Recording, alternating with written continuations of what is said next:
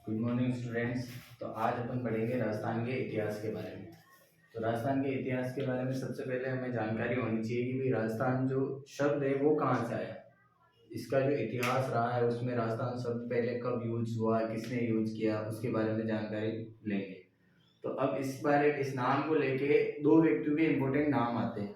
उनमें एक तो है कर्नल जेम्स टोड। इनका नाम लगभग सभी ने सुन ही रखा होगा, कर्नल जेम्स टोड का।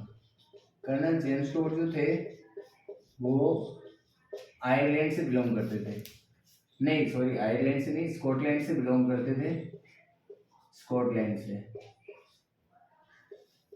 और इनकी भाषा जो थी वो स्कॉटिश थी। वैसे बेसिकली देखा जाए तो टोड का अर्थ होता है लोमड़ी। लोमड़ी यानी कि चालाक व्यक्ति। कर्नल जेम्स टोड जो थे वो बहुत ही ज्ञानवान व्यक्ति थे। और इनको as a British East India Company जो थी उन्होंने as a political agent Rajasthan में भेजा था। तो राजस्थान में जब इन्हें भेजा गया तो ये एक पॉलिटिकल एजेंट थे। तो इनके पास ज़्यादा कुछ काम तो होता नहीं था, क्योंकि पॉलिटिकल एजेंट को इतना कुछ काम रहता नहीं था। बाकी जो सेना होती थी, वर्कर्स होते थे, वो देखते थे। तो इनके पास ज़्यादा काम नहीं था, तो ये क्या करते थे कि जब भी फ्री टाइम मिलता था ये क्या है, राजस्थान का भ्रमण किया करते थे। राजस्थान का भ्रमण करते थे। तो यहाँ पे इनके एक गुरुजी थे।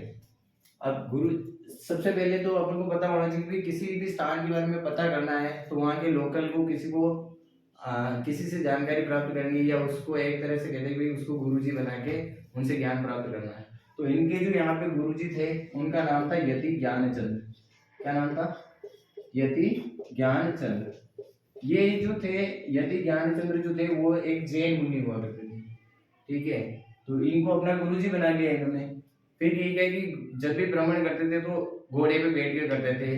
घोड़े पे वो अपने घोड़े को लेके घूमा करते थे राजस्थान के छोटे छोटे गाँव में, कस्बों में। और जहाँ पे भी जाते थे लोगों से बातें करते थे, जानकारी जुटाते थे, यहाँ के इतिहास के बारे में जानने की कोशिश करते थे। तो बहुत सारी जगहों पे घूमे थे। तो लोगों ने इनको कहना ही शुरू कर दिया था कि ये तो घोड़े वाला बाबा है। जहाँ पे भी जाते हैं लोग कहते हैं कि घोड़े वाले बाबा आ गए। तो इन्होंने सबसे पहले अपनी बुक जो थी, एक बुक लिखी थी इन्होंने। उसका नाम था annals and antiquities of Rajasthan. क्या नाम था? Annals and antiquities.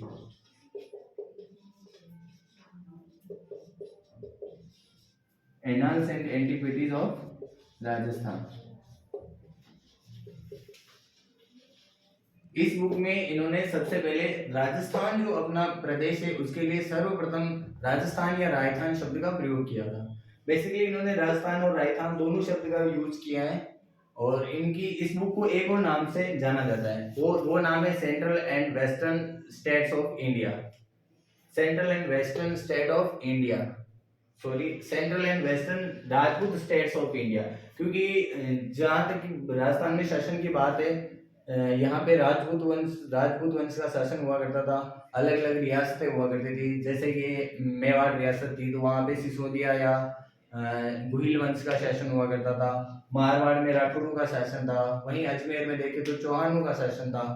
और आमेर में भी आमेर में भी राजपूतों का ही शासन था। इसके बाद में इनकी एक और बुक लिखी थी इन्होंने, उसका नाम था ट्रेवल्स इन वेस्टर्न इंडिया। इनकी जो दूसरी बुक थी उसका नाम था ट्रेवल्स इन वेस्टर्न इंडिया।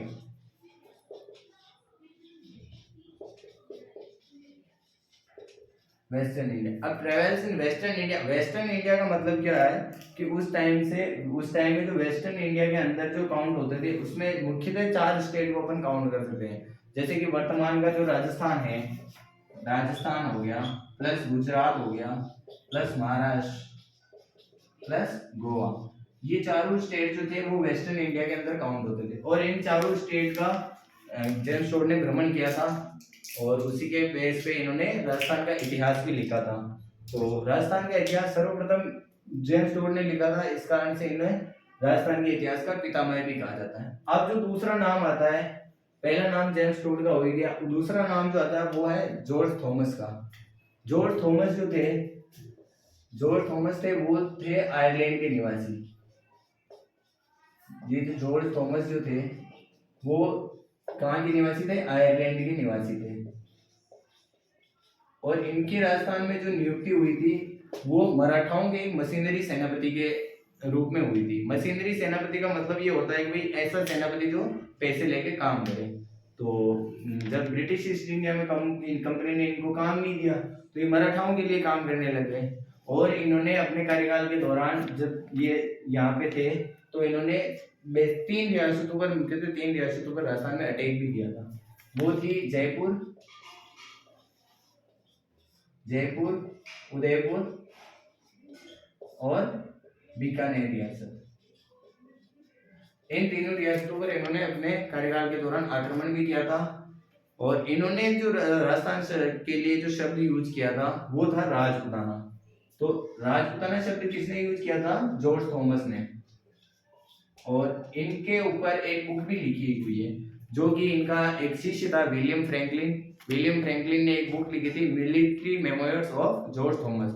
मतलब कि मिलिट्री में जो रहते हुए जॉर्ज थॉमस ने जो कार्य किए उनके ऊपर इनके शिष्य विलियम फ्रैंकलिन ने एक बुक लिखी थी, उसका नाम था military memoirs of George Thomas. इसके बाद में ये तो हो गया बेसिक परिचय हो गया। इसके बाद में अपन को राजस्थान की हिस्ट्री स्टार्ट करते हैं। तो राजस्थान की हिस्ट्री को बेसिकली 3 पार्ट में पढ़ा जाता है। एक होती है एंशिएंट हिस्ट्री पढ़ेंगे। एंशिएंट हिस्ट्री में प्राचीन सभ्यताओं का अध्ययन करेंगे अपन, जैसे कि कालीबंगा हो गई, गणेश्वर हो गई, गिलून सभ्यता हो गई, गिलून हो गई, बेराट हो गई, ऐसी कुछ सभ्यताएं हैं उनका अध्ययन करेंगे। और उसके बाद में प्राचीन काल हो गया। प्राचीन काल के बाद में अपन करेंगे मध्यकाल का अध्ययन। मध्यकाल में अपन बेसिकली राजपुताना में या राजस्थान में जिन राजवंशों ने शासन किया उनके बारे में अध्ययन करेंगे। फिर आता है आधुनिक काल। आधुनिक काल का सामान्यतः राजस्थान के संदर्भ में अपन अध्ययन करते हैं तो 1857 की क्रांति के बाद से ये जो स्टार्ट माना जाता है। वैसे तो 1760 या 1757 प्लासी का जो युद्ध हुआ था उसके बाद से आधुनिक युग की शुरुआत मान ली जाती है, लेकिन अपन यहाँ पे बेसिकली पढ़ेंगे 1857 की क्रांति से शुरुआत करेंगे। 1857 की क्रांति यहाँ से स्टार्ट करेंगे और इसमें मुख्यतः अपने जो टॉपिक रहने वाले हैं मॉडर्न हिस्ट्री के अंदर। मॉडर्न हिस्ट्री में अपन मेनली 10 टॉपिक पढ़ेंगे। वो 10 टॉपिक कौन से हैं वो अपन पहले नोट कर लेते हैं, फिर एक एक को ले लेंगे। तो अब अपन पहले आधुनिक काल के टॉपिक की बात करें तो सबसे पहला अपन पढ़ेंगे 1857 की क्रांति। सबसे पहला टॉपिक हो गया अपने 1857 की क्रांति। 1857 की क्रांति में मेनली आपने सुना होगा कि भी रानी लक्ष्मीबाई थी, तात्या टोपे थे, राजस्थान में भी ऐसे कई विद्रोह हुए थे। तो 1857 की क्रांति के टाइम अपने मेनली राजस्थान में क्या होती थी कि पहले ब्रिटिशर्स सैनिक छावनियां बनाया करते थे अपनी राजाओं को कंट्रोल करने के लिए। तो उसमें 6 सैनिक छावनियां मुख्यतः राजस्थान में मानी जाती है, उनके बारे में अध्ययन करेंगे। फिर उसके बाद में अपन अध्ययन करेंगे किसान आंदोलन का। दूसरा टॉपिक जो आता है अपना है वो है किसान आंदोलन। किसान आंदोलन की जो मेन उद्भव का कारण जो मानते हैं वो ये है कि भाई किसान आंदोलन क्या है और क्यों हुए थे। तो किसान आंदोलन का तो बेसिक मेन ही होता है कि भाई अपने अधिकारों का हनन होता है तो अपन किसी के खिलाफ विद्रोह करते हैं। एक तरह से विद्रोह हो गया, लेकिन वो शांतिपूर्ण विद्रोह होता है। विद्रोह में तो क्या है कि हिंसा होती है, लेकिन आंदोलन में देखें तो अहिंसा से परिपूर्ण होते हैं।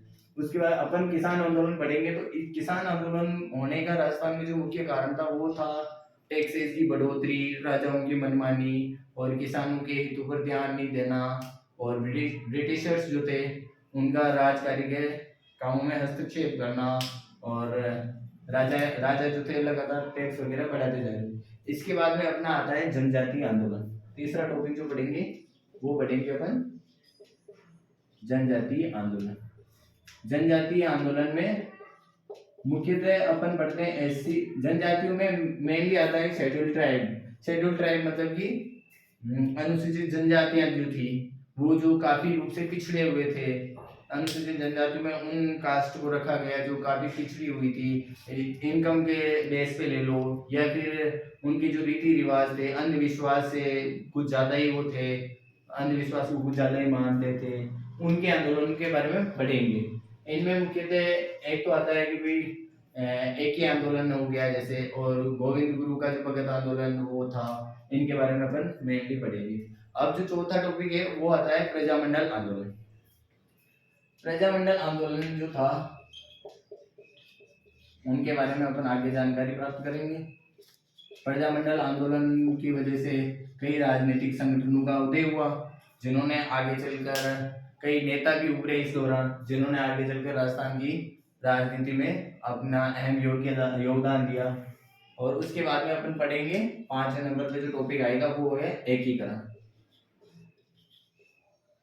एकीकरण एकीकरण में ये था कि भाई राजस्थान जो था वो पहले, जो अपन वर्तमान स्वरूप जो राजस्थान का देखते हैं वो राजस्थान नहीं था। पहले क्या हुआ करता था कि छोटी छोटी रियासतें हुआ करती थी जहाँ पे राजा महाराजाओं का शासन चला करता था। जैसे कि मेवाड़ रियासत, तो मेवाड़ रियासत का अपन एरिया देखें अगर, तो उधर डूंगरपुर बांसवाड़ा से लेकर इधर शाहपुरा भीलवाड़ा ये यहाँ तक फैला हुआ था। उसके आगे वापस अजमेर रियासत स्टार्ट हो जाती थी, उसको मेरवाड़ा रियासत कहा करते थे। इधर देखे तो पश्चिम में देखे तो मारवाड़ रियासत थी, और उधर देखे पूर्व में तो ढूंढाड़ रियासत थी। ऐसे क्या है कि छोटी छोटी रियासतों में बटा हुआ था राजस्थान। तो ऐसे आजादी से पूर्व राजस्थान में कुल मिलाकर 19 रियासतें थी।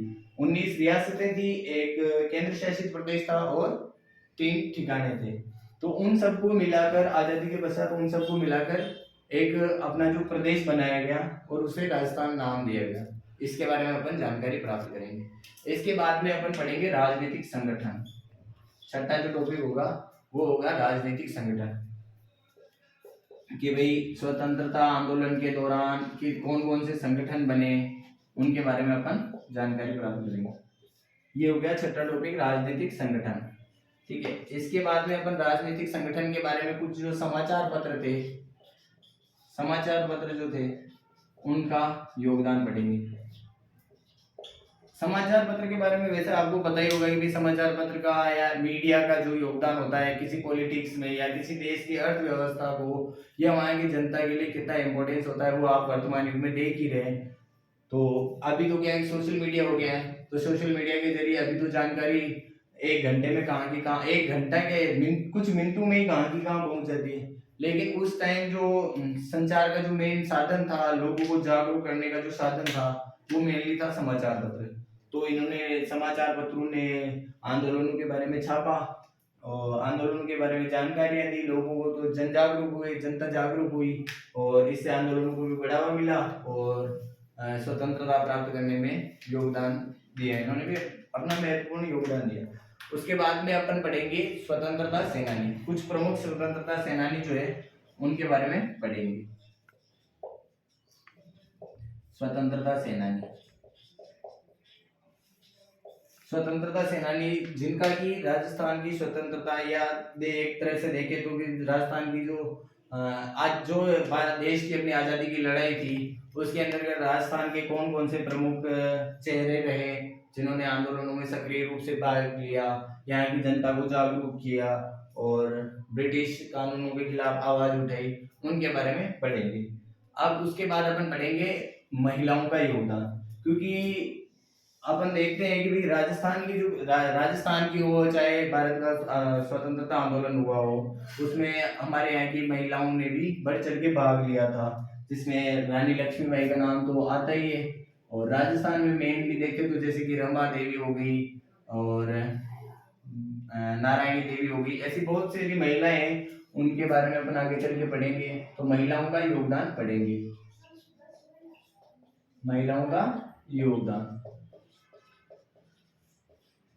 और इसके बाद में लास्ट में पढ़ेंगे अपन आर्य समाज का योगदान। आर्य समाज का योगदान राजस्थान में क्या रहा।